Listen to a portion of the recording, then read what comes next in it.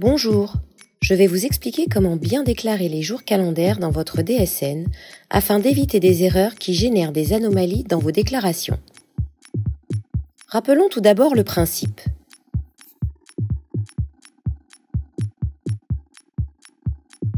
Les jours calendaires correspondent au nombre de jours de la période d'emploi pris en compte par le déclarant pour le calcul du plafond mensuel de sécurité sociale, PMSS. Le nombre de jours calendaires est à renseigner dans le bloc 53 activités de la norme NEODES. Les rubriques à renseigner sont les suivantes: travail rémunéré, volume d'activité et jours calendaires de la période d'emploi pris en compte dans le calcul du plafond de sécurité sociale. Une erreur déclarative aura donc des conséquences sur la détermination du PMSS retenu, mais aussi sur les points retraite Agirc-Arrco attribués à vos salariés. Cette erreur peut engendrer également des écarts de cotisation. Prenons comme premier exemple un salarié à temps plein avec 24 jours calendaires déclarés et un montant de base brute déplafonné de 4 000 €.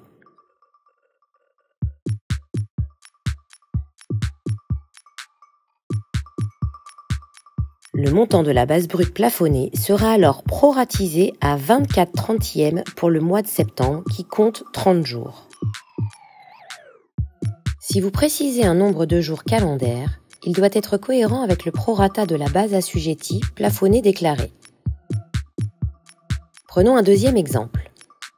Le cas ici est celui d'un salarié à temps plein avec 24 jours calendaires déclarés, mais un montant de rémunération de 2 200 € inférieur au PMSS. La base plafonnée et la base déplafonnée à retenir seront le montant de la rémunération, soit 2 200 € car cette dernière est inférieure au PMSS calculé pour les 24 jours calendaires déclarés. Voyons maintenant les deux erreurs les plus fréquentes à ne pas commettre. Une erreur souvent rencontrée est de déclarer à zéro le nombre de jours calendaires alors qu'il y a eu une rémunération déclarée en base assujettie. Dans ce cas, nous ne retiendrons aucun plafond pour le mois déclaré. Toujours en base assujettie, une seconde erreur souvent rencontrée consiste à déclarer un nombre de jours calendaires supérieur au nombre de jours de la période. La conséquence serait un calcul du PMSS erroné et cela pourrait générer des écarts de cotisation. D'autres règles simples sont à connaître et à respecter. En l'absence de déclaration du nombre de jours calendaires de la période d'emploi pris en compte dans le calcul du plafond de sécurité sociale, l'Agirc-Arrco s'appuiera sur les datations des bases assujetties S21.G00.78 pour le déterminer.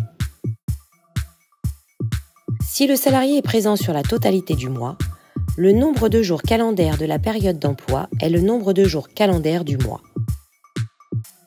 En cas d'entrée-sortie du salarié en cours du mois, le nombre de jours calendaires de la période d'emploi doit être ajusté au temps de présence au cours du mois. Le nombre de jours calendaires de la période d'emploi ne doit pas tenir compte des journées totales d'absence non rémunérées, donnant lieu à la réduction de plafond. Les absences non rémunérées d'une ou plusieurs demi-journées ou d'une ou plusieurs heures ne doivent pas être déduites du nombre de jours calendaires de la période d'emploi. Pour les salariés en situation de temps partiel, les journées non travaillées afférentes à la réduction contractuelle du temps de travail ne doivent pas être déduites du nombre de jours calendaires de la période d'emploi. Le nombre de jours calendaires de la période d'emploi ne doit pas tenir compte des journées de congés payés indemnisées par une caisse de congés payés.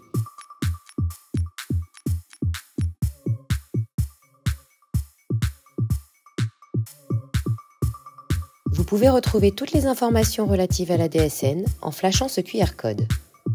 J'espère que cette vidéo vous a été utile. N'hésitez pas à la liker pour nous le faire savoir. Je vous remercie de votre attention et à très bientôt pour un nouveau conseil DSN.